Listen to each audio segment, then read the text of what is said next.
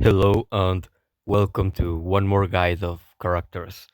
And this time, the character in question doesn't have a avatar or a character that you can put and use inside the Tomb of Nazarick. So, what character it is, you may already know because of the thumbnail of the title, but it's Victim, the Infant of Sacrifice. And as you can see, I don't have him at the highest possible level or of combat power or stars or anything like that. But I still have him at a very good level and amount of combat power. Like he's not able to be compared to my Entoma or my Metal Bed or something like that. But he's still between my most powerful characters. And I have played with Big Team and some of his teams quite a bit, so I know what is good for this character and what is not. So uh, today we're gonna go through everything: skills, accessories, arclight, relic set, awakening levels, the skills, a passive, the combos that you can do with other characters, and so, as well as recommended compositions to play with victim or around victim. So yeah, uh, let's start with the easy. The accessory levels kind of tell you what is good on the character.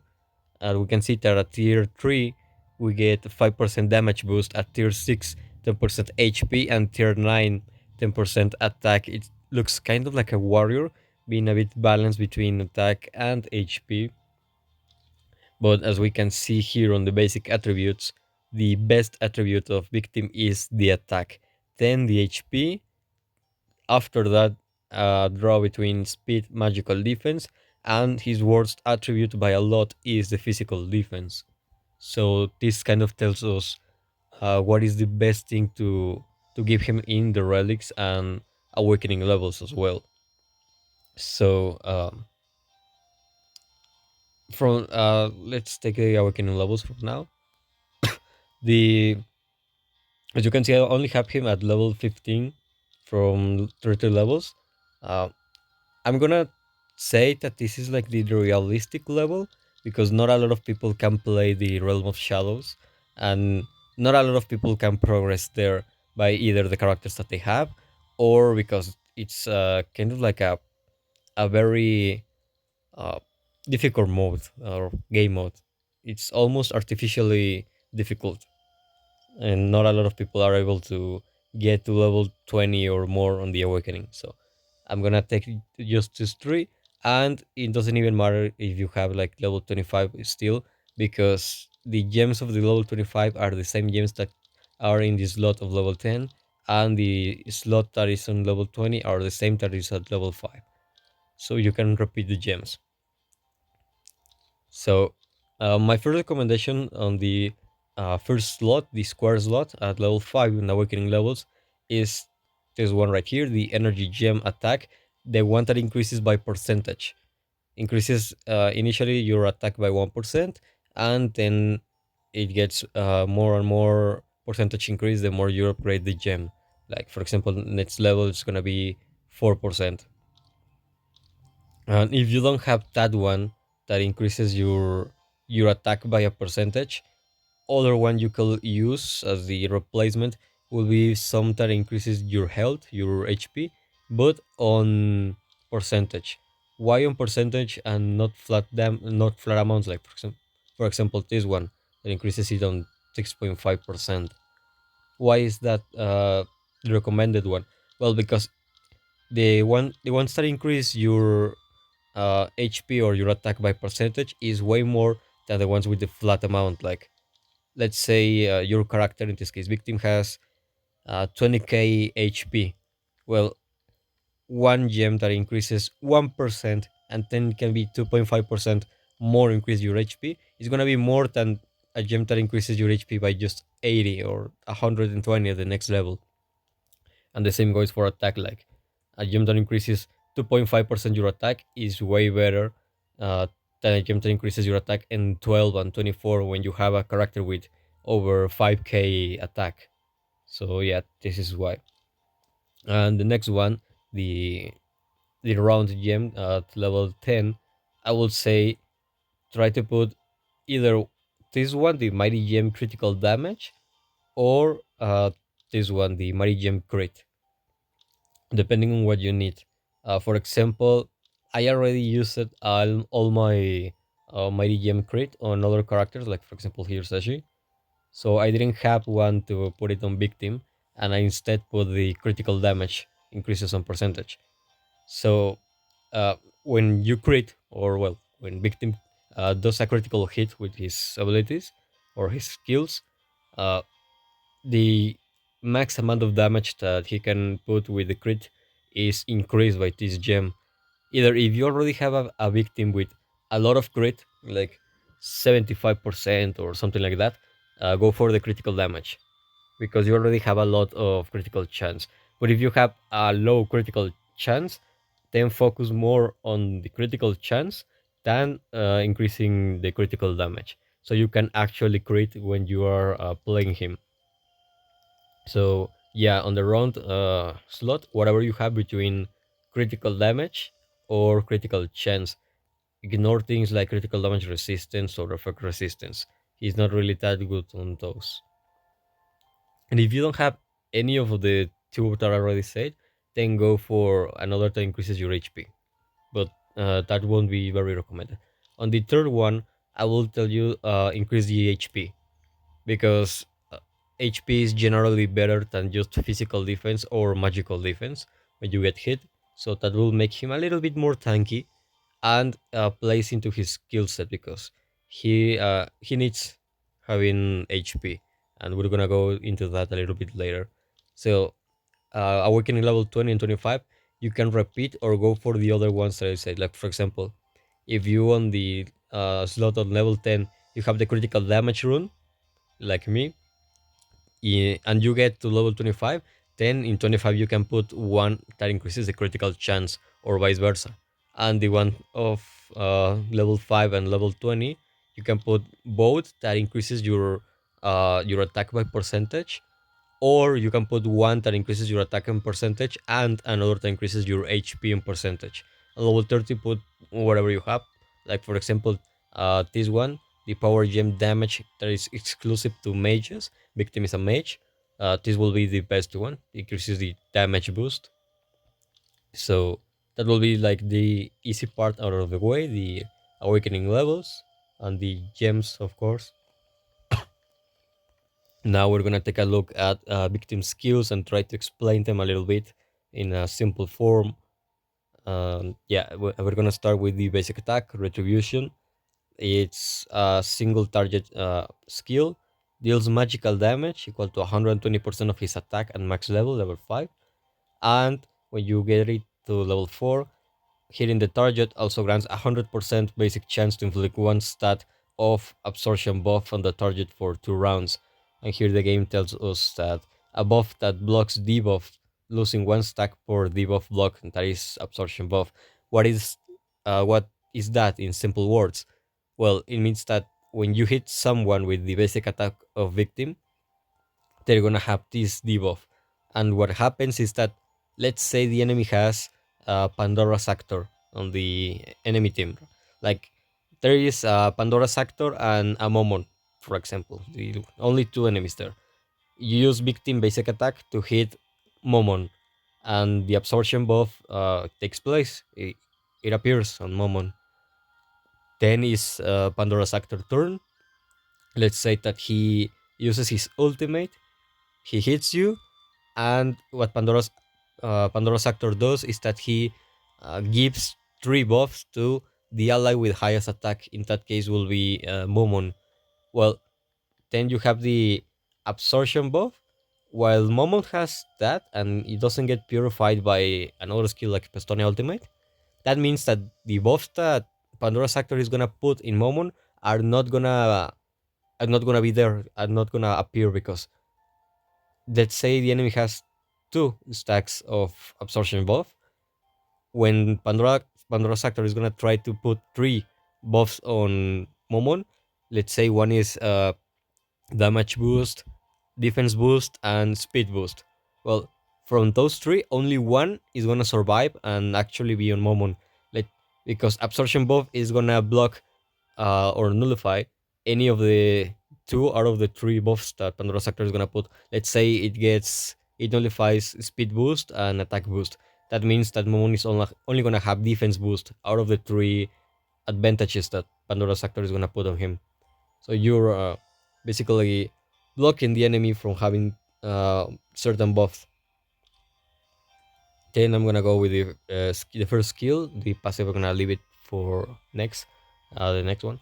Victim sacrifices himself to attack all enemies. This is an area of effect attack. It hits everyone on the screen and consumes 10% of his max HP, retaining at least 1 HP, and the max HP cannot be converted to attack. That plays into the passive. Uh, Deals magical damage equal to 100% attack at max level. Hitting grants 100% basic chance to inflict magical defense down on all targets for 2 rounds, and additionally deals defense nullifying magical damage equal to 40% of the health difference between victim and the target, capped at 100% of victim attack. Well, that means that he's gonna hit everyone on the screen. He's gonna lose 10% of his HP when he attacks, kind of like Tanko Kyoto's. When he uses his ultimate, he loses HP as well. It's the same.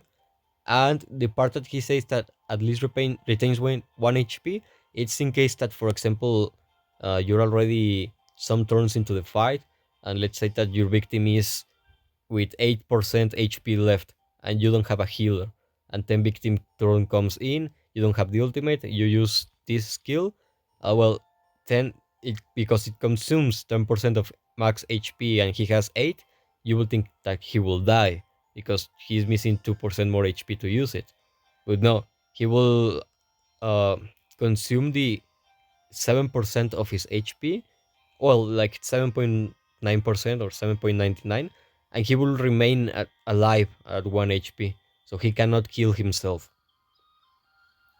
And well, deals damage, lowers the enemy's magical defense for 2 rounds, and does extra magical damage that nullifies magical defense equal to a certain percentage of the difference between the HP of victim and the HP of the target that you are attacking.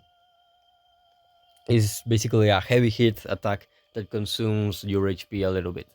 Then we're gonna go to the passive skill, the flesh sacrifice. Upon his entering in battle, reduces victim max HP by 50% and grants attack converted from 8% of the reduced portion plus 12% of his own attack to all allies. That means that when victim gets into the play, when the game starts, you're not gonna see all of his HP bar. You're gonna see it cut in half. And for example, my victim has almost 42k HP. Let's round it up and say it's 42k. When the game starts, victim is not gonna have 42k HP. He's actually just gonna have 21k HP. Just 21. That is way less and makes him very very squishy and easy to kill. But that is part of his skill set basically.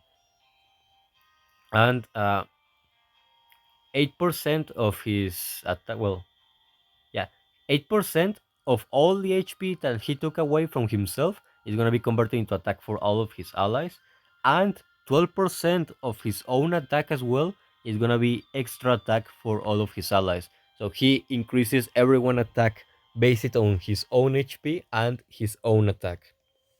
Also, uh, when victim dies in battle, this conversion effect is doubled by 1 round. That means that the 8 is going to be a 16, and the extra 12% attack from his own attack is going to be a 24. So even if he dies, he's still buffing his team by 1 round after his death. And there's also more skill to his death. When victim dies, an additional divine martyrdom is triggered, that is the ultimate, and his effects nullify the target effect resistance. And for every 10% reduction in his HP, is going to increase the damage dealt by victim by 2.5% and his effect precision by 10. That means that when you start the battle, because he has his HP cut in half by himself, by his own skill set, he's instantly gonna have 50% extra effect precision, because it's gonna be 10% effect precision for every 10% that he is missing. And you're gonna have also extra damage just by the get-go. So for example, my victim has 18% effect precision. That is not so true, because as the game starts, he's gonna gain an extra 50%. So he actually has 68% during battle. And that is about victim passive like sacrifice. Now we're gonna go to the ultimate. Yeah, the extra HP, the extra effect precision based on his missing HP and extra attack is upgrade that you get when he's 5 stars, not by upgrading the skill. And now the ultimate, the divine martyrdom. Uh, he unleashes a powerful magical torrent to attack all enemies. He deals magical damage equal to 144% of his attack. That means that he's a heavy hitter. And it's also an area of effect skill, so it hits everyone on the screen as well. No one is safe. Before the hit, there is a 100% basic chance to dispel 2 buffs from all the targets. So he can take away 2 advantages from the enemies, just uh, just as he ults. Hitting also grants a 50% basic chance to inflict stun on all the targets for 1 round. If the target is already stunned, there is a 100% basic chance to extend the stun duration by 1 round, and hitting grants a 100% basic chance to inflict relics destruction on all the targets for 2 rounds. Let's go by parts here. Every time a victim moves, there's a chance you take away 2 of the advantages that the enemies have.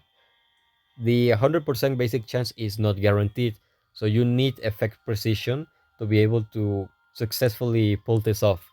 So that's why Flesh Sacrifice, the passive, also gives you effect precision. And if you can give it some extra effect precision for the relics, or with the relics, that will be good. The same applies to everything that uses basic chance, okay? So the 50% basic chance that victim has to stun all the targets for 1 round is also dependent on the effect precision that victim has and the effect resistance that the enemy has. So for example, it's a 50%. I have 80% on the battle attributes, and he's gonna have a 50% by his passive. That means there is a 50% basic chance to stun the enemy with an extra 68% effect precision. But if we pair him against Lupus Regina, this one, the SR version, you can see that she has a lot of effect resistance. She has 73%, and I can still get her an extra 15%. Not only that, but because she's 6 stars, her ultimate gives effect resistance boost that is an extra 45%. That is more, combined with the one that she already has here, that is more than 100%. That means that she is very likely or very probable that she's gonna be able to resist the stun from victim, even if he ults right on her face and so, and hits her, and she doesn't have like uh, any other ally trying to help her. She's very likely to resist the stun from the ultimate. So the basic chance is not guaranteed to stun the enemies. I would recommend you to have, if you want to kind of like guarantee that you're gonna stun the majority of characters of the game without many problems, that you get victim to at least a 50% effect precision, or a 40. Let's say 40% effect precision on your battle attributes, combined with the extra 50 that the passive is gonna give you, you will have 90% effect precision. That will give you such a boost. You will almost always stun the enemies.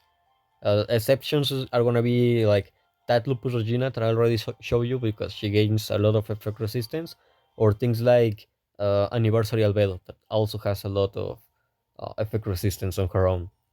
So unless you're facing very uh, tanky or supporty characters, you are not gonna have any problem stunning the enemies. And if the enemy is already stunned, the 50% basic chance to stun, it's gonna convert into 100% basic chance to extend the stun.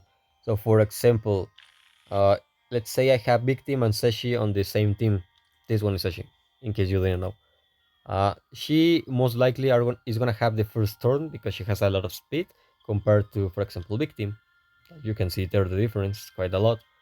Let's say I have first turn with Seshi, and I use the Soul Devour combination, the ultimate. It hits a lot, does a lot of things, some effects that I already explained on some of my guides, the guide that I already did about her. But let's say that I throw the skill, the ultimate, it takes effect, and one of the effects of the ultimate is that it stuns the enemy. So if the enemy is already stunned and then victim plays before that enemy, so the enemy doesn't get past the stun, and I use the ultimate of victim, the enemy that is already stunned is gonna be stunned by 2 rounds. The only way that that gets surpassed is that the enemy gets purified. Like for example, let's say that you stun anniversary albedo, and then you extend the duration with victim. Anniversary albedo can purify herself from 2 debuffs every time she takes action. So she can purify herself and take away the stun. But if you are against a composition that doesn't have a special healer that can purify, let's say you're against a uh, full counter team. There is a tank Cocytus, there is a brain, there is an SSR Yuri, and a Momon. 4 counter team members against you. You stun whoever you want, and then you extend the duration by victim ultimate. The only purifying that they will have is if their Cocytus has 5 stars and has the ultimate ready. But if you stun, for example, Cocytus, that is the only one that can purify one single debuff from his allies, you stun him with Seshi and then you explode with Victim, you can extend the duration to 2 rounds, and that Cocytus is not gonna be able to do anything. He's not gonna be able to move. He will take action, but he won't be able to use neither the basic attack or the first skill or the ultimate, anything. He's gonna be absolutely useless for 2 rounds in case that he doesn't get purified by one ally. So, as we see, Victim is basically a nuke. The normal attack is decent, so you can prevent the enemy from having some buffs, from extra buffs, from something like Pandora's Actor or Pestonia, for example. While the first attack, or first skill, sorry, uh, allows you to hit everyone on the screen, uh, lower their magical defense. So if you have another mages, they're able to do even more damage than usual thanks to that. And also increases victim. His passive increases his own attack, his own effect precision, and as well as the attack of everyone on his team. But at the cost of being basically one of the most squishy characters in the entire game. He will be able to like beat rare and some SR characters on the game, but between the SSR characters of the game, he's probably the most fragile one of all of them. Maybe with the exception of Renner, that useless thing. Both versions of Renner are very fragile. So maybe with the exception of them, Victim is gonna be the one with the least amount of HP. But it's like a trade-off. You lose HP, you become easy to kill, but you boost all of your team. You gain a lot of damage towards the enemies, and then you still have the ultimate that it's gonna allow you to hit even harder the enemy, and you're able to have the chance to stun them or extend the duration of the stun if they're already stunned. and it's also gonna give you something very important that only victim has, as far as I know, that is the relic destruction. It's 100% basic chance when you ult that you're able to put this on the enemy on all targets for 2 rounds. And relic destruction is a debuff that disables the relic set effects. That means that, for example, let's say my Cocytus, it's gonna be an enemy of victim, right? For just uh, use it as an example. My Cocytus has a champion set, and let's imagine that he's my enemy and I'm using victim. The game goes on, and Cocytus gets lower on HP, gets to his last 10%. He will depend on the champion set to heal himself a lot, because he will heal 10% of his max HP after every reaction. So he will try to attack and heal, or put a shield and heal. Well, when victim ults for 2 rounds, this set effect is not gonna do anything. He's not gonna be able to heal after every reaction. So he will lose that capability for 2 rounds. Or for example, Schalker here. She has a chance to reduce the damage when she gets attacked once per round. Well, that is not gonna take place. And things like that. Uh, Here, Momon has a star set. Increases the damage of his counter attacks, assist, or his chases by 35%. Well, that extra damage is not gonna appear anywhere if he chases after or counters after the relic destruction is applied to him. So what it means is that when he ults and relic destruction takes effect, all the enemies set effects are not gonna be able to be there.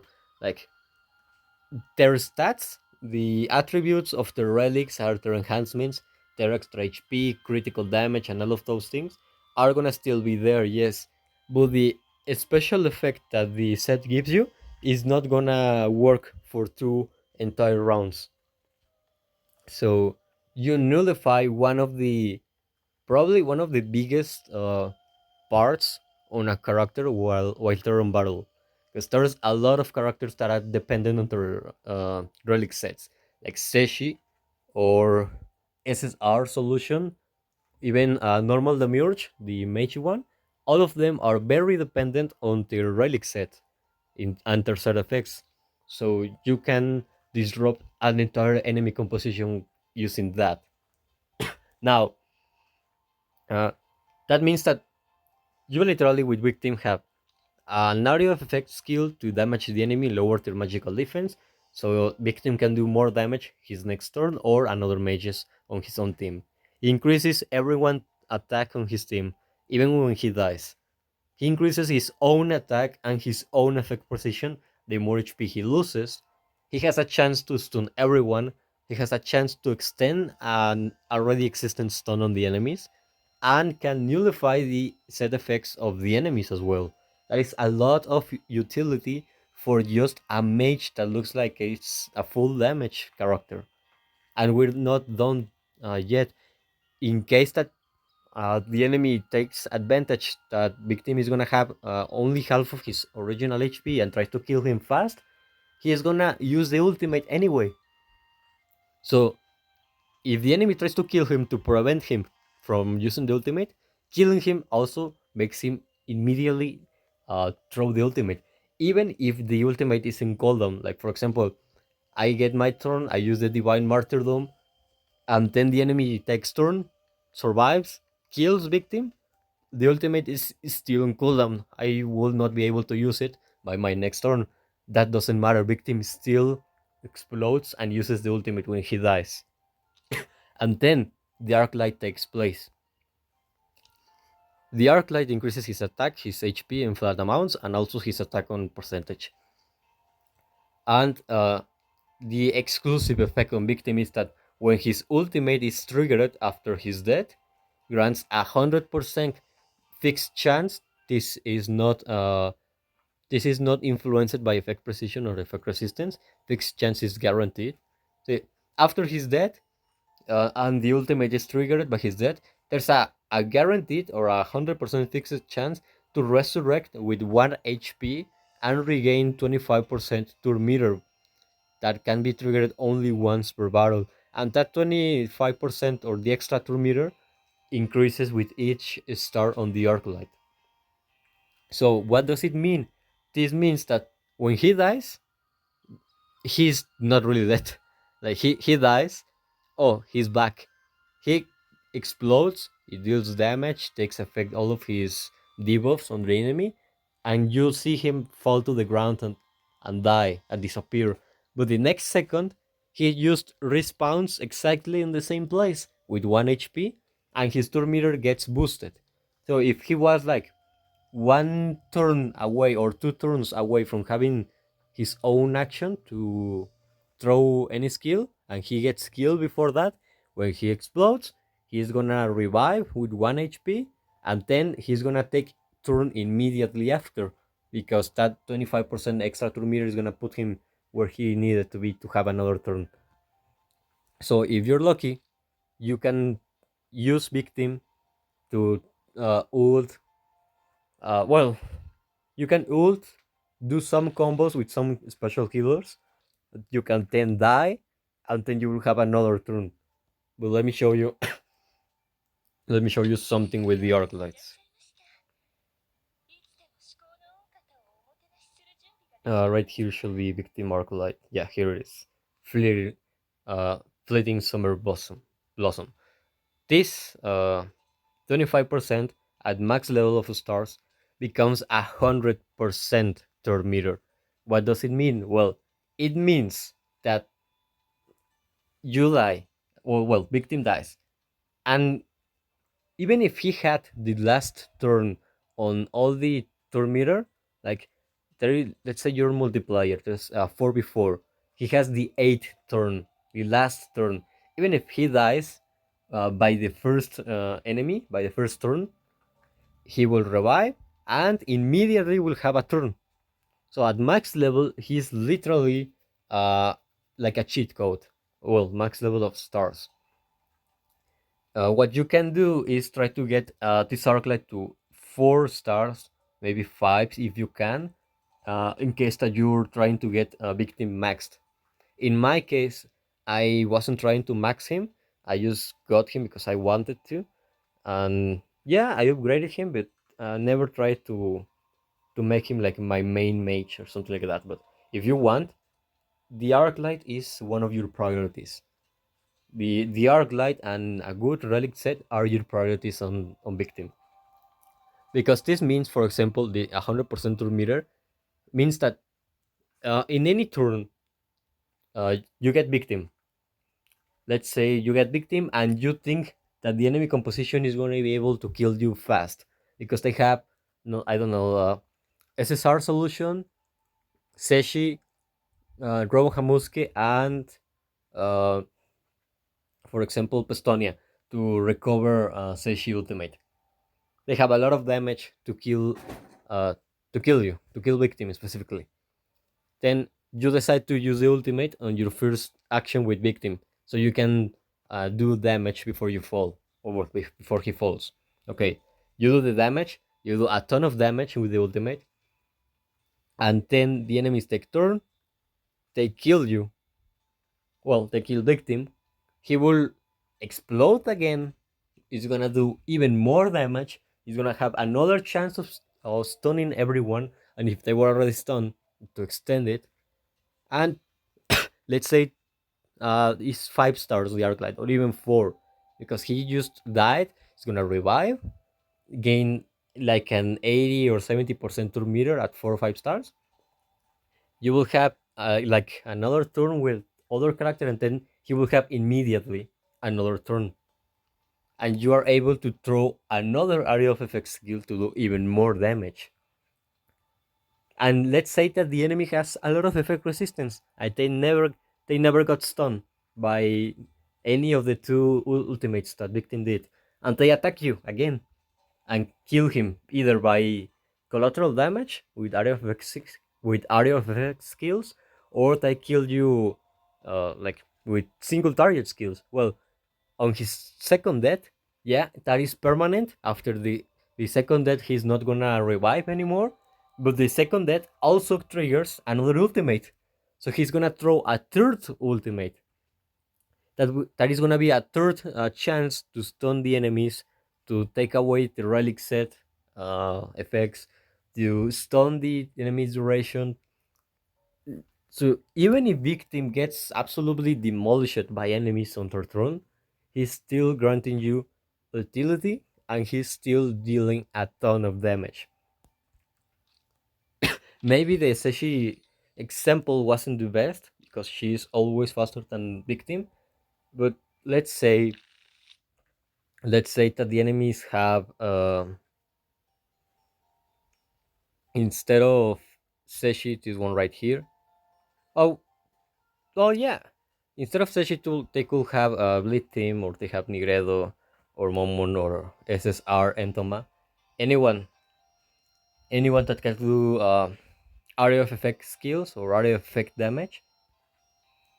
If you manage to make a victim survive the first wave or the first attack that the enemy is gonna throw at him by either putting a shield on him with another character or giving him indomitable or invulnerabilities with Pandora's Actor or Albedo or whatever, but you can if you can protect victim from dying in the first turn or the first time that the enemies take action, then you are gonna be able to use his ultimate on his first turn, deal a ton of damage, be able to stun people, and then you can forget about victim. You can try to protect another character, like another damage dealing or something, another damage dealer, sorry, and forget about victim. If they kill him, he's gonna throw a second ultimate, and everything is gonna repeat.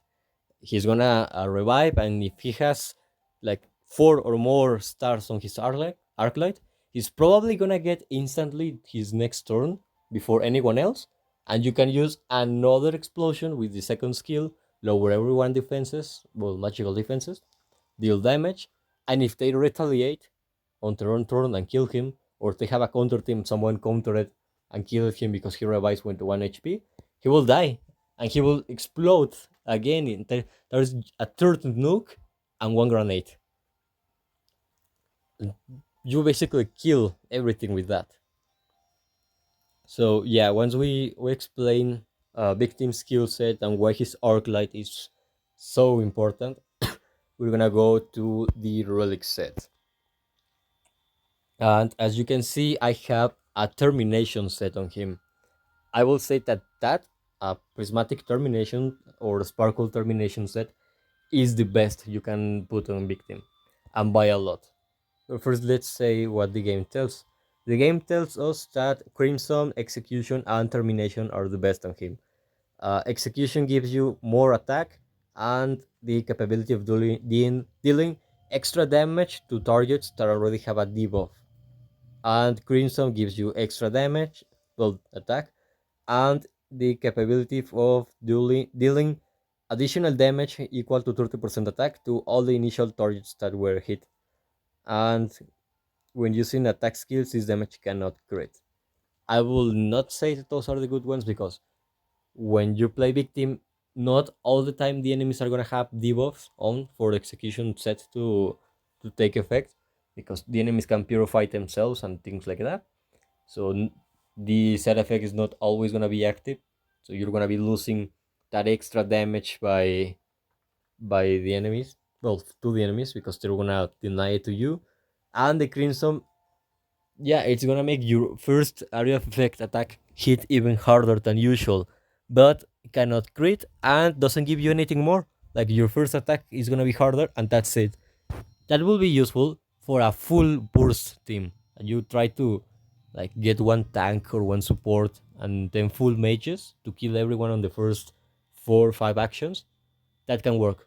But in any other kind of combat that goes longer than that is not gonna work.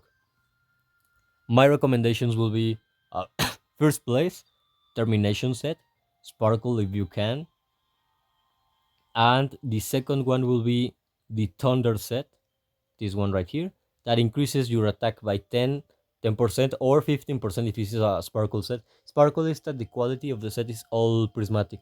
Like you see my relics on the left and the right that have like multiple colors on the background. That is the prismatic, and gives you the set effect that deals uh, 20% more damage with the sparkle set to the targets that have HP above 40%. So when big team in first place and everyone is healthy and so he's gonna have more damage to be able to burst down the enemies. Aside of that, Vermari is another good set. It grants you with a full prismatic set 15% critical chance, and you gain at 40% with the sparkle set a 40% chance to reduce the cooldown of a random skill by 1 round. So you can get the ultimate faster or the second skill faster if you get lucky with this set. So you can literally throw nukes uh, more than usual, more often, if you can, of course, keep him alive. So if you have like a very defensive team and you're gonna try to put big team there, like you play two tanks, one support, and you have one mage and you wanted to change that mage for victim, then you can use Vermare there. Because if you can keep him alive, Vermare is gonna make victim have skills more often, and that will be more DPS for him. But if you don't have that and you have other kind of teams, termination set. Termination set, the sparkle version, the let's say the prismatic one, the shiny, gives you 15% critical chance and nullifies 30% of the target's defense. So remember, with the passive, he's already dealing extra damage because of his own HP being cut in half. His second skill, his area of effect, lowers the enemy's defense, well, the magical defense, and deals additional damage that nullifies the magical defense of the enemy based on the difference of HP between victim and the target. So he's already ignoring some defense of the enemy. With the termination set, you're able to ignore even more defense that the enemy has. And now we're gonna go to the sub attributes and the enhancements. As you can see, I have a warrior helmet on him instead of a termination one. You only need 3 pieces of the same set to do this, not the 4. So I can change this one. As you can see, I have 1B, 1A, double S. 1B magical defense is not bad, but it's not what we should prioritize on him. I have 1A on crit. I will tell you that crit is one of the best stats on victim, even if nothing on his kit tells you that you have to go critical damage. But I'm gonna go into that in a little bit after the sub attributes part. As you can see, this helmet that I have on him gives him S on effect precision and S on HP. That means the maximum amounts of that. HP is very good on him because the more HP he has means the more attack he's gonna give to all of his team and himself, because he gives attack based on his own attack and based on the HP that he takes away from himself when the battle starts. So the more HP means the more attack for everyone on his team. And of course, more HP keeps him alive for longer so he can do more damage, and so HP is never bad. I will say that HP, yeah, you try to prioritize that. And S on effect precision. Try to get a little bit of effect precision in each relic or some, so you can get him to like 40% effect precision, and that way you can almost guarantee the stun of his ultimate, like I told you earlier when I was explaining the skills. I don't have a lot, as you can see. Mine only had 80%, and it's all from this part, so I don't have more effect precision. But I have some examples to give you. Not only this set, I have others. This one, I would say is an ideal relic set for him. Well, a relic for him. As you can see, it has A on attack and A on damage boost. That means, uh, in simple words, in simple ways, more damage. That is more damage for a victim. Is good because he had an S on attack. Attack was his best attribute. So if you can boost his damage and his attack, that is the best. And S on magical defense, he had decent magical defense, so it's not bad. And almost all the time, victim is facing mages, so if he has a little bit of magical defense, it's not bad. And S on crit is gonna be crucial, and then in some minutes I'm gonna tell you why. Now we're gonna go to the termination blunderbolts. The weapon, as you can see, is kind of like a bad relic. Perfection is not even 50%.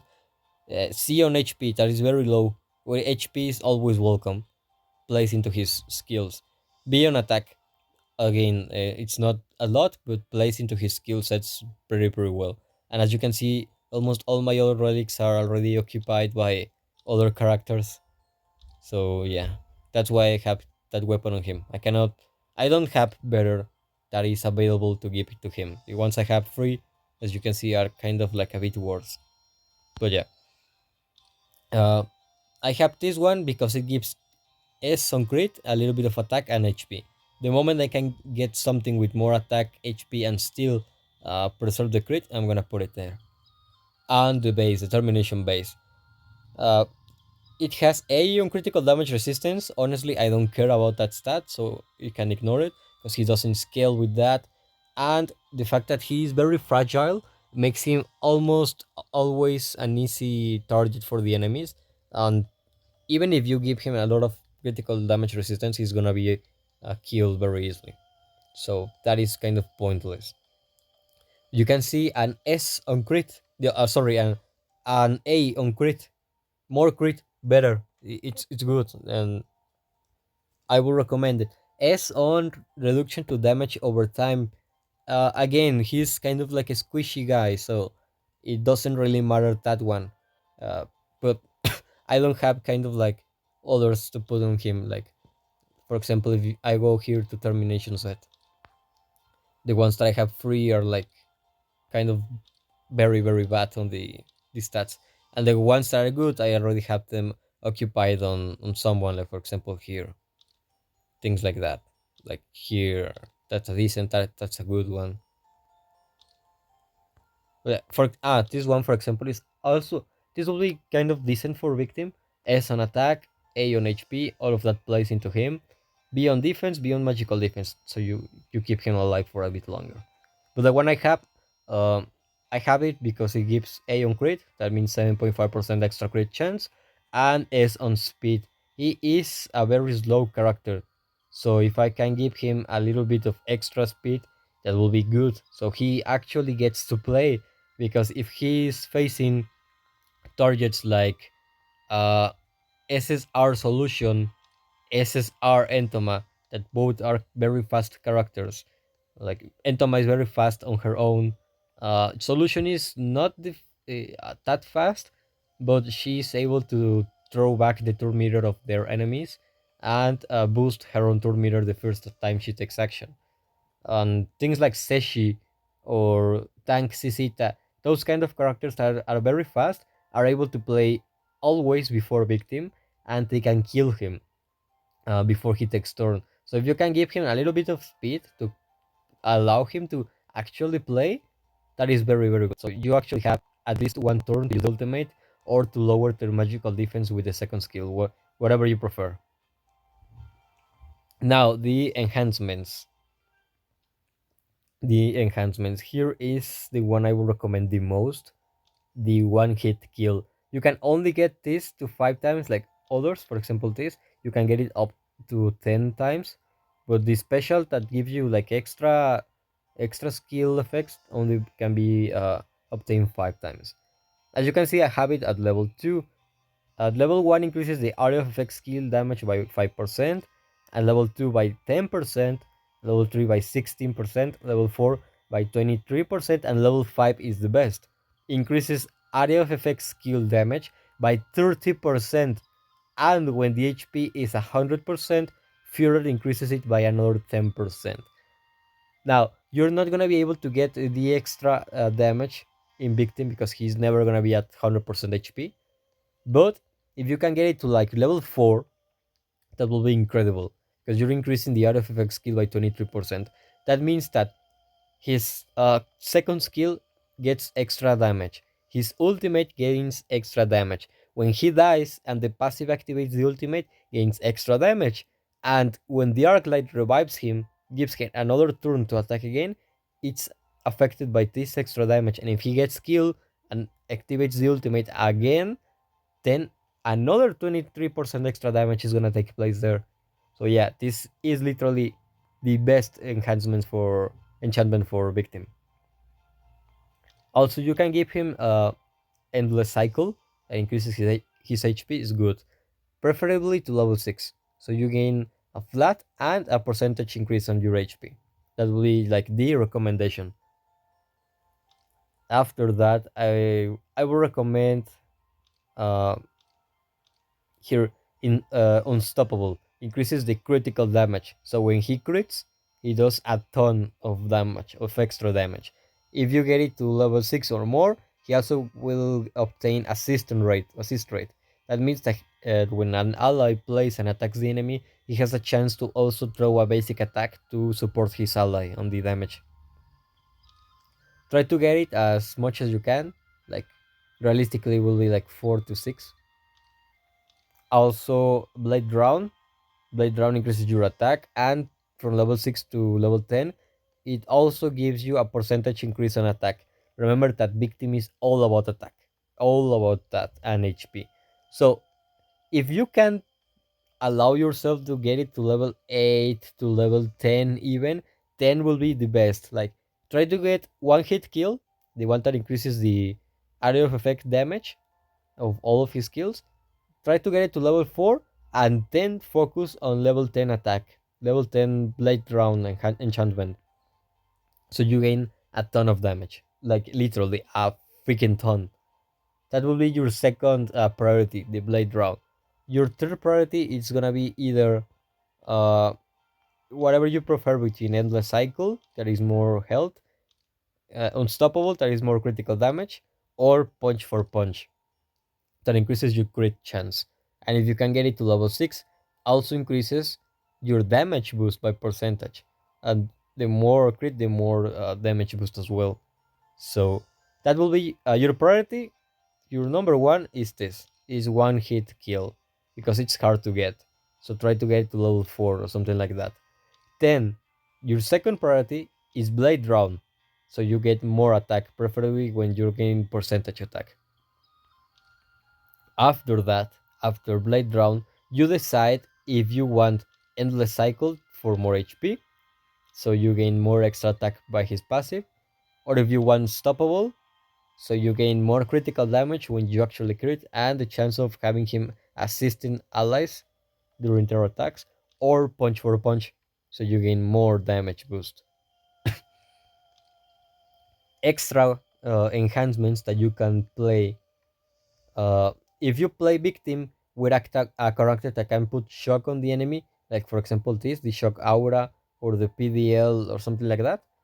If you can play victim with a the shock team character, you can also search the enchantment Thunderous Surge that gives you this.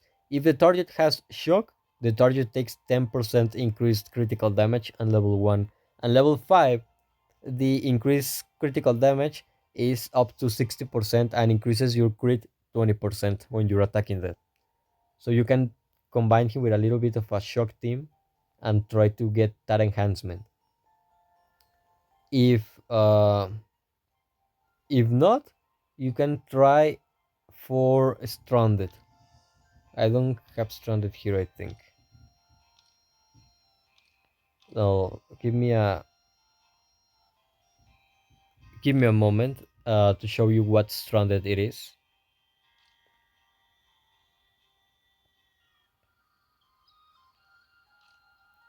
You're gonna see how difficult it is to get stranded, because here you're gonna be able to see my characters, and almost no one has this stranded one.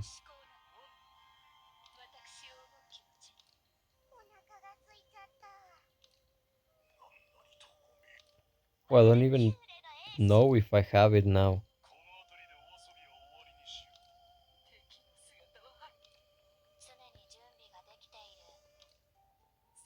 Oh yeah, now I remember who has it. Like Only like three characters that I have had a stranded effect, and two are like for pure accident. This is one. Here it is, stranded. Let me see on what piece it is. Ah, here it is. Remember, try to get one hit kill, blade drawn. Then you can decide between endless cycle for more HP, punch for crit, or unstoppable for critical damage. Thunderous Surge is optional if you want, or you have shock characters to play with him, and Stranded if you are gonna play him with multiple tanks. Stranded at level 1 gives you this. Targets inflicted with control receive 6% more skill damage. Control effects are being stunned, being frozen, being silenced, or being taunted. So things like SSR Yuri Ultimate, Tank Albedo Ultimate, Sariusu Ultimate, uh, Shasuryu Ultimate, things like that that stun, taunt, froze, or silence, like Negredo Ultimate, are control. So increases the damage 6% of the skill. I have it level 2 here, so it's at 12. If you can get it to level 4, it's 30%. Level 5 says this. Targets inflicted with control receive 40% of more skill damage, and there is a 50% fixed chance to reduce a random skill cooldown by 1. So you're dealing extra 40% damage to an enemy under control effects, and you have a 50% chance that one of your skills gets reduced on cooldown so you can use it faster. That is huge. Like huge. It's a very, very nice increase and boost on victim. Now, why victim and crit should be played together? Uh, well, because you have a chance of nuking everyone. Like I already told you how this skill set is, and you can make him explode 3 times in a fight. He can explode 3 times, hitting everyone on the enemy team without even needing to have more than one turn himself. And if he gets more turns, he's gonna be able to do even more nukes. But let's say that only gonna stick to the turns that I told you. If he has a high amount of attack, he's gonna hit a ton. That is natural, right? But if he has a lot of critical chance and he actually pulls off a critical hit when he explodes, when he becomes a nuke, that is even greater because attack right now is this right almost 7k, but the critical damage, for example, right now is 157.5% more or extra than the amount of attack. So it's always gonna be higher the critical hit than the attack, even if you only boost the attack attribute. So imagine that victim can you crit with victim first ultimate. You deal a ton of damage. Maybe you stun people, maybe you don't. Then if he gets killed, he explodes. He sacrifices himself, and you can have another chance of dealing critical hits on everyone with the ultimate. So you can deal a ton of damage again, and he revives. He gains a turn, depending on your arclight stars. You can do more damage with the second skill to lower the enemy's magical defense. And when he gets killed the last time, he has another chance of hitting like a truck when the crit pulls off. So you can hit literally really, really hard. You can go into a boss fight, or you can go into a fight and be able to do over 100k damage with victim ultimate. If you boost him properly, you can do over 200 and over 300k damage. You can literally destroy enemies in a single turn. You can in a single turn win the entire game by one victim ultimate. Now, the teams that you can play or compositions that you can play are on victim. First off, the most known one is the meta composition. That is Seshi, this one. You have her to be fast, to do a lot of critical damage, and outspeed the enemy, so you always have a turn before them. Victim, so you have a way to deal damage even if the enemies have the first turn and defeat you. Because if he dies, he still does damage. And he deals a ton and offers control with this ton. Then this Hamuske, because it's fast, lowers everyone's defenses on the enemy team, and increases the defense of everyone on his team. So he offers a lot of, well, she, sorry, offers a lot of, of protection to everyone. And offers control with a stone. Then this Seshi, because she is also very fast, offers support, a little bit of shielding, a little bit of extra boost damage by 5%, and she's very good against mages. And they combine Seshi and the Robo Hamuske combine. Robo Hamuske lowers everyone physical defense, and she does physical damage with crit. So the tank boosts the ranger, and then tank Sisita lowers everyone's magical defense, and victim also does that, and he can do magical damage and critical magical damage. That means that Shizu is increasing victim possible damage, or possible maximum damage. uh that is the meta team, like the most known team for him. Also, you can play him in a full critical damage team. Like for example, that Hemuske, so everyone in the enemy team gets lower physical defense. Big team for the crit, Seshi for again more crit and be fast. And then you can put on the fourth place someone like Mate Albedo or SSR Entomat that have a lot of crit, like 75%, and she increases her own crit during battle. Maid Albedo also increases her own crit during battle, and all of her damage is basically crits. You can put them, you have a full team of critical damage, and big team to assure that you're gonna finish off the enemy. And that is like a more physical damage team. And the meta team is half physical, half magical. You can also, if you have like for example a critical damage moment. In my case, no, but if you have it, you can put it instead of the ones I told you. The same for Nigredo.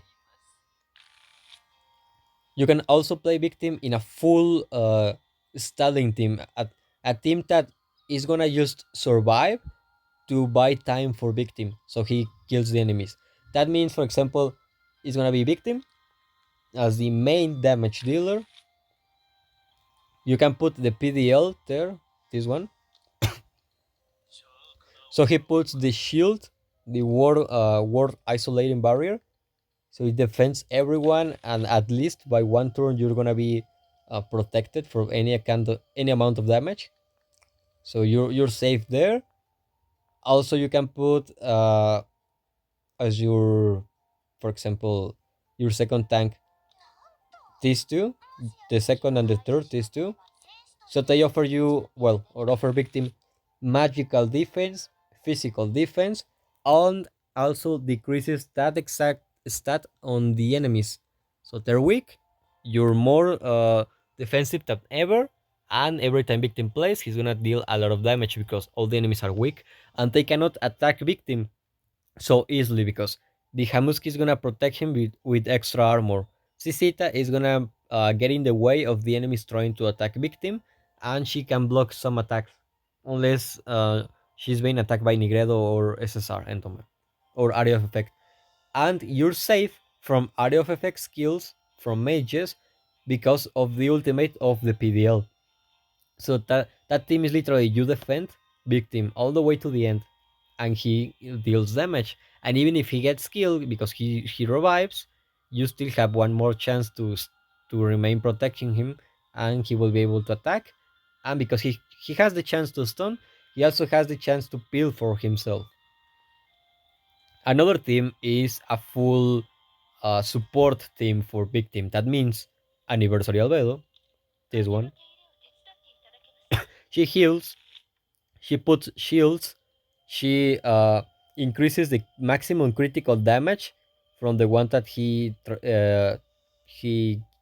ults, the one that she puts the ultimate on.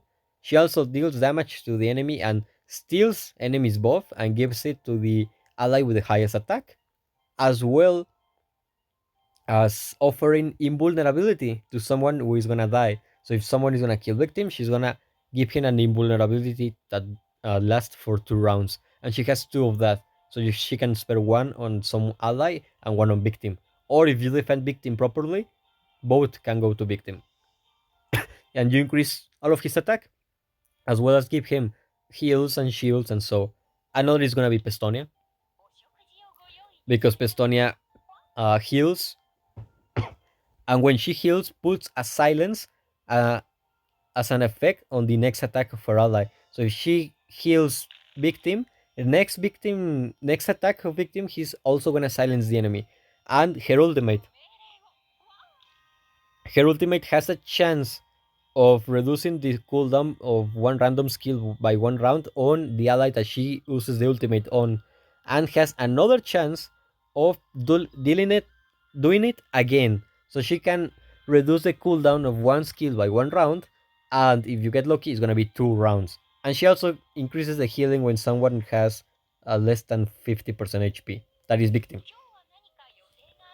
So victim almost all the time is gonna be under 50% HP. That means Peston is always is gonna be giving him the extra healing, and she's gonna reduce the cooldown of victim skills. So if you use victim and you ult as your first action with victim, like for example, he has 185 speed, and my Pestonia has 169, way less.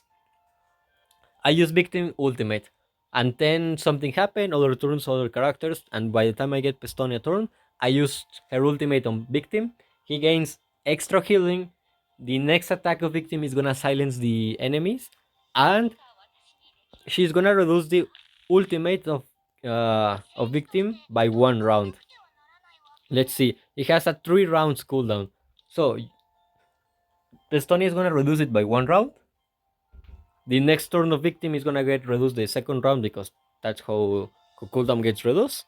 So you're gonna only wait 1 round unless unless Pestonia Arclight uh, decided to make you lucky and reduce it by 2 rounds. Because has a 25% chance of doing that. So if she reduces it by 2 rounds, that means by the second turn that you have victim is gonna have the ultimate again, and that is further increased if you have a Vermare set on him, because when he ults, he's gonna have a chance to refund 1 round of cooldown. Then Pestonia can do it a second time by her ultimate with the arclight, and when he gets turned, he's already gonna have the ultimate. You can skip the Vermare set if you decide to play with the RNG and see if you get lucky with Pestonia reducing 2 rounds instead of one. Well, yeah, it will be anniversary albedo to increase victim survivability, so he lasts longer on the battle and deals more damage. Pestonia also is gonna do that to a lesser level because she doesn't offer invulnerabilities and so, but she's gonna still offering extra healings in case that you have albedo stun or she doesn't have a turn yet and Pestonia does, and she's also gonna reduce victim cooldowns. So he's gonna be able to throw his ultimate off more often, or his second skill in case you don't get too lucky and use that skill instead. Other one is Pandora's Actor. If you don't have Pestonia or you don't have the anniversary albedo, Pandora's Actor is gonna be your play there. Because every time he attacks with his second skill or his ultimate, he's gonna copy buffs from the enemy and put it to the ally with the highest attack. That in these cases is gonna be victim, or ideally is gonna be victim. So he's gonna gain like between two to four between 2 to 4 buff every time Pandora's Actor uses either the second skill or the ultimate, and are gonna be buffs directly based on the buffs that the enemy has. And if the enemy doesn't have any, it's gonna be random buff depending on how many buffs Pandora's Actor has. So you can give him victim defense boost, speed boost, high attack boost, like for example here. He's gonna be able to give victim attack boost, defense boost, speed up, or recovery. At mid game, he's gonna be able to give him critical damage boost, damage taken down, critical boost, or life steal. And if Pandora's Actor has a lot of buffs, if he has 5 or more, He's gonna be able to give victim high tier defense boost, high tier speed up, high tier attack boost, debuff, immunity, or invincible. So if you don't have Anniversary Albedo or Pestonia or don't like them, you can use Pandora's Actor. An ideal team, I will say, of support for victim will be Anniversary Albedo. It will be Cicita, so she tanks. She offers a defense, a line of defense to the enemy's attacks, and lowers enemy magical defense. So victim can do more damage. Albedo is gonna be there to make sure that victim doesn't die and to increase his critical damage. While Pestonia is gonna be able to heal victim or Cicita, the tank, anytime that is needed. He's gonna be able to offer a silence to control the enemies, and is gonna reduce victim cooldowns so he can ult way more often than usual. That will be the support team. In cases that you don't have one of the supports, you can use Pandora's Actor to give more buffs to victim. Other team, uh, sorry, sorry for that. Other team is kind of like a tricky one because I will not recommend it really. It will be a shock team. Like, if you hear me earlier when I told you about the enchantments, you can put one hit kill to increase his area of effect attacks. Uh, his blade route to increase his attack. You can put the punch for punch to give him more critical chance. Unstoppable to give him more critical damage. But you can give him also Thunder of Surge, that he's gonna do more critical damage to enemies that have shock. So, for example, you can go for a shock team. What will be a shock team? If we want to go full shock team, aside of victim, will be this platinum armor, the platinum dragon lord's armor, because every time he uses his second skill, he's gonna put shock on the enemy that he attacks, and he's a tank. He offers defense for everyone with the support skill and puts a barrier to defend everyone the first turns. So you have that as an example. Then you can use the Nave with the clock or Narvaral. But I will say between those two, choose this one. Choose the mate, the original Narvaral, the inflexible battle mate. Mostly because she's gonna be the only one with the captain skill, so you gain an extra thing. And her captain skill there will be that enemies with shock have their magical defense reduced by 30%. 30% is a lot. Doesn't look like much, but it's a lot. So if you can upgrade her like full attack and you play her, you use PDL to put a defensive barrier around everyone. Then you play either. Well, let me see. Yeah, she has beyond speed. She's faster than victim. You use her to throw the chain dragon lightning. So you put shock on all enemies. You do magical damage to all the enemies as well, and have a chance of doing extra damage if they already have shock, combined with her arclight that makes her instantly shock someone with her second skill as soon as the battle starts. Like, she literally, uh, she spawns, shocks a random target. Then when she plays, she puts shock on everyone by you giving her attack and effect precision. So everyone uh, gets damaged a little bit. All get shock, and because they're shock, with Narbara as the captain, they're gonna get their magical defense lower by 30%. That is playing into victim because he deals magical damage. You have the PDL to offer defense to everyone with the barrier. That is the second shock team, the shock character, sorry. And then this one, the SSR Entoma, the insect loving mate. This pretty little thing right here.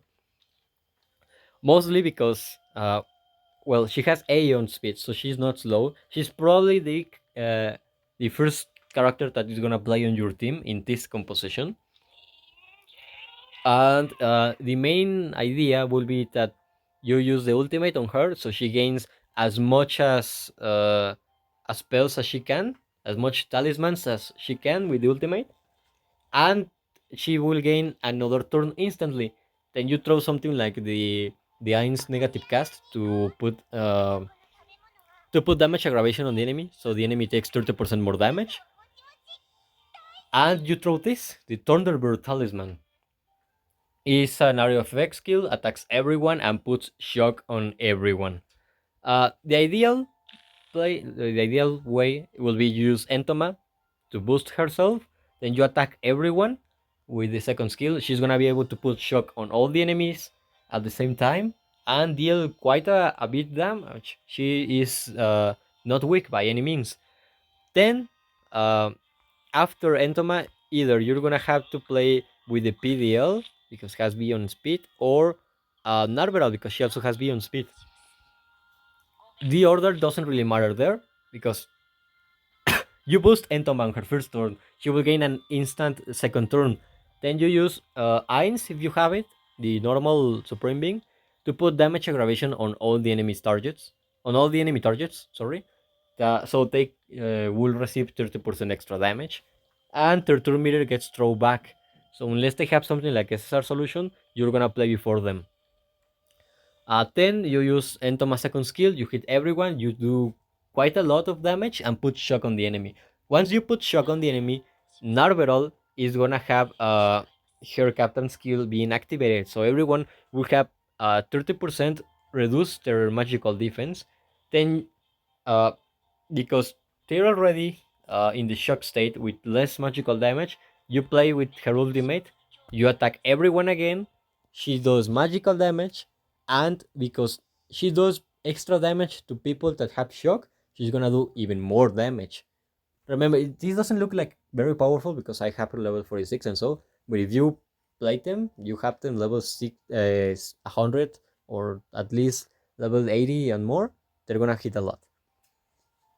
Then after Narberal or before her, doesn't matter. You use the Platinum Dragon Lord armor. So you put the ultimate, you defend everyone in case the enemy is gonna be able to retaliate with counters or something like that.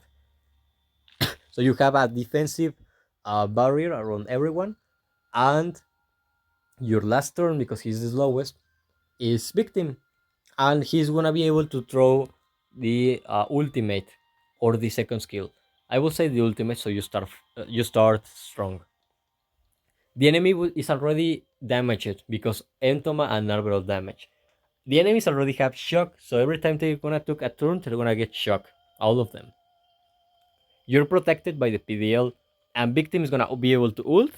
It will have a chance of stunning everyone, and because the enemy at this point is gonna have the damage aggravation from Ein's skill, leader skill, and then 30% of their defense, their magical defense, is gonna be lowered by Narberal. That means victim is gonna be able to do 30% extra damage at the bare minimum. At the bare minimum, because if you want to start with Martyrdom instead of Divine Martyrdom, he's also gonna put the magical defense down that decreases it by 40%. So you can put that and then the ultimate to do a ton of damage. But that will depend on the enemy not being able to purify themselves on the first turn. But if you don't want to risk it, you use the ultimate. You basically nuke the enemy, and if you had the enchantments or the enhancements that I told you, the ones that increase your attack, your critical damage, your area of effect skill, and your critical damage to enemies that have shock, well, you're basically deleting everyone, like literally everyone on the enemy team by a, a lot. Literally, you can outperform a full critical damage and full speed session with victim if you support him. So yeah, you have a a full stalling team, you have a shock team, you have a critical damage team, you have a meta team, you have a support team for victim, and there's also two more: a full magical damage team and a full uh, turn meter or turn meter manipulation team. The magical damage team, you put Cicera. This one is your tank. She's gonna lower everyone magical defense, so your damage dealers, your mages do more damage. Victim, of course, I already said why. Any character that does area of effect magical damage that you have. In my case, Entoma. So in my case, it's Entoma. In your case, could be Entoma, I'm not gonna say idle shelter. I'm gonna save her for the next composition. It could be a shock aura. Ah, this one, shock aura. She can be instead of Phantoma or instead of Narberal on the shock team if you have her. Almost no one has her, honestly. And she also gives you a captain skill. The enemy shock triggers, they take increased damage by 25. But as you can see, it's not as good as the Narberal one. Because this is in a 25 increased damage. Narberal reduces 30% the defense. So yeah, you can put her. But I will not, honestly. Yeah. Now the one I was saying, the magical damage team. Sisita, victim. I'm gonna leave idol shelter for later. Then you can put Mare, the normal, the original one, and you can put either of the two solutions that are on screen, the SSR version or the SR version. You can also put Nave, the one with the cloak, to do even more damage. And this is basically you play with Sisita, you lower everyone's defense, and then you play your mages to do damage. This is the simplest team, so you can, as a low level, play it. For example, also Albedo can be played there because she does a lot of area of effect damage, all this magical damage. She is able to cut the enemy healing and to burn the enemy, so she's also gonna be able to play there. Uh, there's a tank team to make a control team, sorry, to make him survive. A control team is this Albedo, so she is able to taunt the enemy. One, at the very least, all the enemy team in your best case. She is to control, okay? Then you have this Hamuske. So he lowers everyone's defense and has stun as well with the second skill. And with the 5-star, she can stun someone after they take her shield wall stacks. That will be the second. And the third member of a control team will be this, Tsaryusu. So he freezes the enemies and has counter, is a warrior, so he still has attack, and so he's able to make the enemies do not play. So you can use Sayusu to froze one enemy, you can use Hemuske to stun another enemy, and rely on Albedo being able to taunt two enemies. She will guarantee one taunt, but she can taunt more depending on your effect precision. So you can uh, basically make the enemy lose their first turn, and then you have victim to do more damage and also has the chance to stun or extend the stun if they already are stunned. That is basically a team that you're constantly hitting the enemy, not allowing them to have a turn, and that is buying you some time to let a victim kill. It's very similar to the stalling team, but it's a bit more offensive. Also, yeah, now the turn meter manipulation team, turn meter manipulation. Sorry, victim. Victim. Why? Well, he's the start of the video because that, just because of that. Because if he dies, he can increase his own turn meter because of his arclight. So yeah, he can play uh, a little bit of like a fast character when he dies. Only when he dies. Then idol shelter. This one. Mostly because of her path of brilliance. It doesn't really tell you right here. Well, yeah, it is. Here it is. Sorry.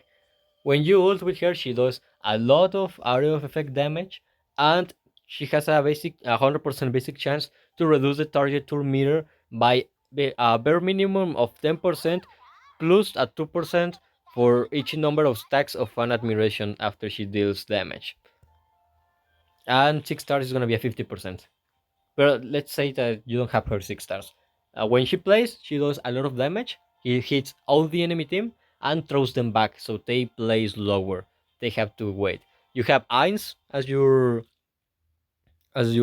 supreme being. This one right here.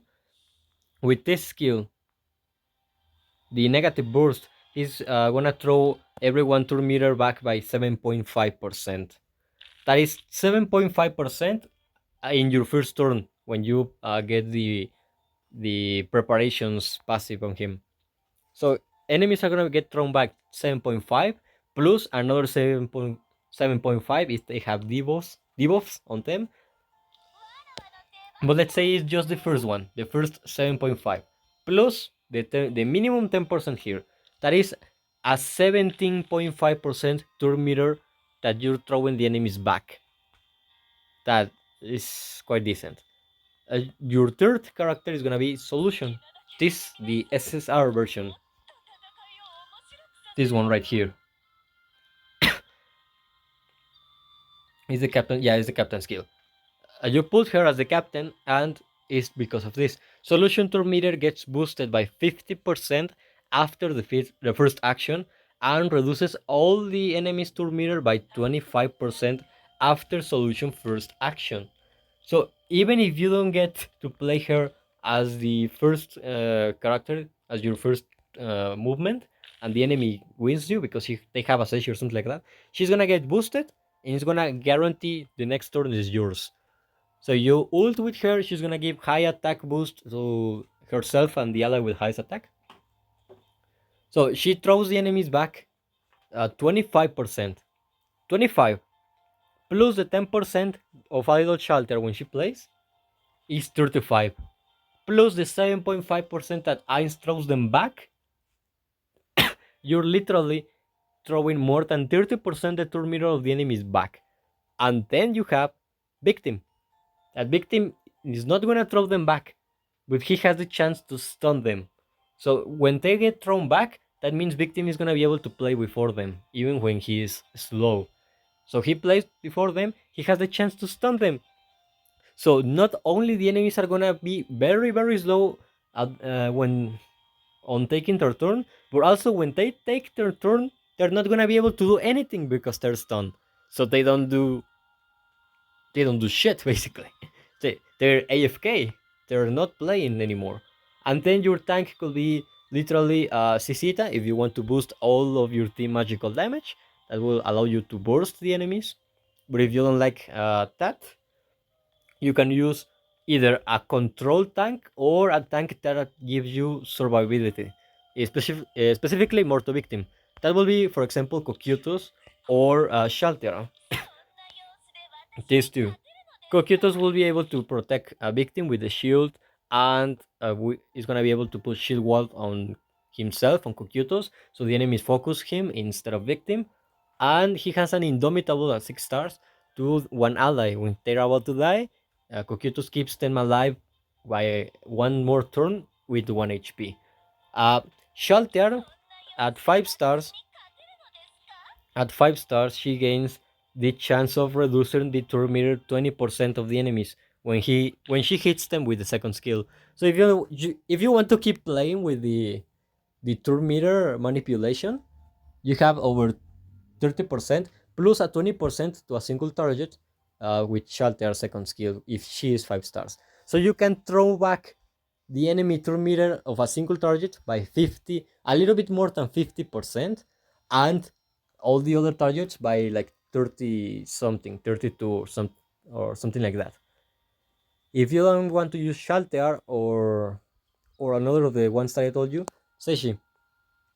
Seishi with the ultimate throws one single target enemy turn meter back by 30%, and she puts speed down on them. So she's also able to play into the turn meter manipulation team. Uh, Also at Tank Albedo, I told you if you want a control tank, she puts taunt, she puts shields on everyone, so she protects at the same time that she changes the direction or the focus of the enemy, forcing them to attack her instead of your more fragile characters.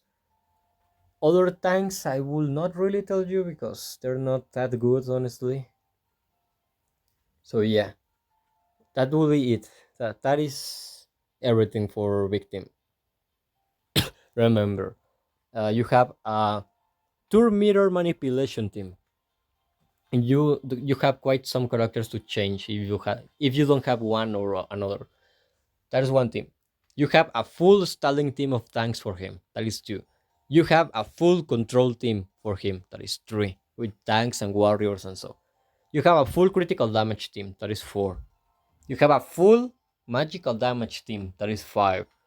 You have a full meta team, the one with the Seshi victim, Seshi victim, Sisita, and Hamuske. That is 6. You have a full shock team to increase victim performance. That is like 7. And then you have a full support team, the one that I told you, that it has Pistonia, Anniversary Albedo, Paneros Actor, Sisita, those. You have 7 or 8 teams. I honestly lost count. I was remembering the characters instead of counting. And then you have Tismare. Tismare can be put into the magical damage team or the turn meter manipulation team because his second skill throws the enemy's turn meter back, but it's a single target one. So it will be most likely to put him in a magical damage team. So yeah, you have almost 10 different teams to play with big team or around the big team, and not only that, but you also have quite a lot of characters to play with big team. Like the majority, at least half the characters that I have, you're able to play them with big team and do some kind of combo. The next video after this, I think, or if it isn't after this, it's gonna be after the next one that comes after this. It's gonna be big team here on the arena. I'm gonna be playing big team and some of his teams on the arena and show you how to beat the enemy. I'm gonna be showing you the teams in no specific order, so I could play one control team and then a shock team, or I'm gonna be able to play 4 matches of a turn meter manipulation team and then change to another one, whatever. But I'm gonna be showing you all the teams that I told you. Only difference is I'm not gonna do all the variations of the teams. Like for example, I told you the turn meter manipulation team. I'm gonna be using Idol Shelter. I'm gonna be using Mare. I'm gonna be using um, Big Team and Sisita, or instead of Sisita, Solution. And then I'm gonna be showing you, for example, the Shock team, Narveral, Pretty Little Entoma, PDL, and Big Team. But I told you can use Aura, Shock Aura, this one right here. But there's a chance I don't play her. So you have, because Normal is easier to get and offers a way better captain skill than Aura. And she's that big because of the captain skill. So maybe I skip one character here or one character there because there's a lot to choose from. So yeah. But I'm gonna try to put all the teams and all the characters. But if I miss one or two, it's because uh, there's others that outperform them, and that way I don't make a video that lasts 2 hours because I think this video is like hour and a half or something like that. So yeah, thanks for hearing me on my awful voice. I'm still sick, and yeah, some of my next or the second next video after this is gonna be all about victim teams. So yeah, thanks for hearing, and goodbye.